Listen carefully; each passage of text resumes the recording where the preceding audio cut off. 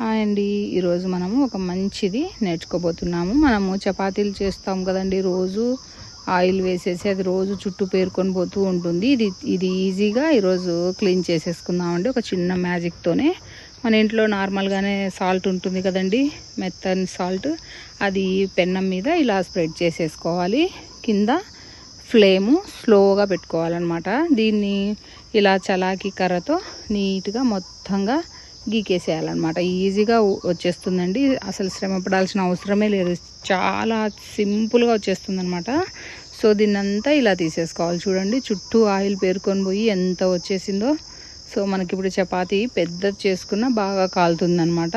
So ఇదంతా ఇక్కడ అడ్డం అయిపోతుంది కాబట్టి మనకు రాదు. సో ఫైనల్గా స్క్రబ్బర్ తీసుకొని ఇలా డిటర్జెంట్ లిక్విడ్ని వేసేసుకొని వాష్ చేసుకోవడమే. చూడండి ఎంత క్లీన్గా వచ్చిందో. మీకు కూడా నచ్చింది అనుకుంటున్నాను. Thanks for watching.